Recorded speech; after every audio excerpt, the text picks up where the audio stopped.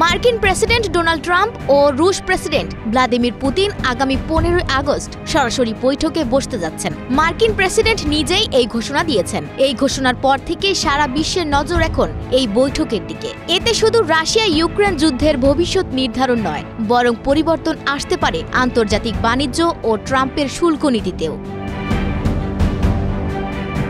ট্রাম্পের রাজনৈতিক ক্যারিয়ার ও কূটনৈতিক পরিকল্পনায় এই বৈঠকের গুরুত্ব অপরিসীম। নির্বাচনী প্রতিশ্রুতি অনুযায়ী তিনি দ্রুত যুদ্ধ বন্ধ করতে চেয়েছেন। শুরুতে রাশিয়ার প্রতি কিছুটা নমনীয় হলেও যুদ্ধ বন্ধের আলোচনায় অগ্রগতি না হওয়ায় কঠোর শুল্ক ও নিষেধাজ্ঞার মাধ্যমে চাপ সৃষ্টি করেছেন মস্কোর উপর।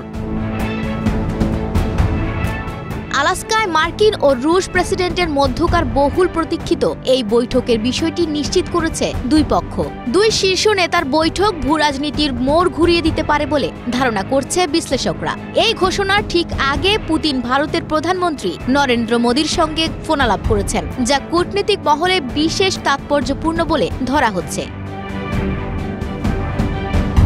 ট্রাম্প পুতিন বৈঠক কেন যুক্তরাষ্ট্রের অঙ্গরাজ্য আলাস্কায় হবে তা নিয়েও এখন জনমনে প্রশ্ন আছে। এই ভেন্যু নির্ধারণের পেছনে বেশ কিছু কূটনৈতিক ও কৌশলগত দিক আছে। আলাস্কা একসময় রাশিয়ার অধীনে ছিল। যুক্তরাষ্ট্রের অঙ্গরাজ্যে হলেও আলাস্কা অপেক্ষাকৃত কম ঘনবসতিপূর্ণ এলাকা, ফলে এখানে শীর্ষ নেতাদের নিরাপত্তা নিশ্চিত করা তুলনামূলক সহজ। 1867 সালে অঞ্চলটিকে যুক্তরাষ্ট্রের কাছে বিক্রি করে দেওয়া হয়। এখানে বৈঠক আয়োজন এক ধরনের প্রতীকী কূটনৈতিক মঞ্চ তৈরি করে, যা উভয় পক্ষের ইতিহাসের সঙ্গে সম্পৃক্ত। বৈঠকে ইউক্রেন ও ইউরোপীয় ইউনিয়ন অনুপস্থিত থাকায় যুদ্ধবন্ধে বাধা আসবে বলে বিশ্লেষকরা মনে করছেন। প্রেসিডেন্ট ভ্লাদিমির জেলেনস্কি ইউক্রেনের ভূখণ্ড ছাড়ার প্রস্তাবে রাজি নন। অধিকৃত ভূখণ্ডের দখল নিয়ে মস্কো কিয়েভ পাল্টাপাল্টি শর্ত সমঝোতার পথ কঠিন করে তুলেছে। পুতিনের সামরিক ও রাজনৈতিক লক্ষ্য যুদ্ধের মাধ্যমে পূর্ব ইউক্রেনের নিয়ন্ত্রণ নিশ্চিত করা এবং ন্যাটোর বিস্তার রোধ। 1991 সালে সোভিয়েত ইউনিয়নের পতনকে তিনি শতাব্দীর সর্ববৃহৎ ভূরাজনৈতিক বিপর্যয় হিসেবে উল্লেখ করেছেন বহুবার। তার ভাবনায় বিশ্ব শক্তির ভারসাম্য নির্ধারণে রাশিয়ার পুরানো প্রভাব পুনরুদ্ধার অপরিহার্য। তাই ট্রাম্পের সঙ্গে আলোচনায় তিনি অধিকৃত ইউক্রেনের অঞ্চল রাশিয়ার অংশ হিসেবে দাবি করবেন এবং ন্যাটোর প্রসার বন্ধের জন্য চাপ দেবেন।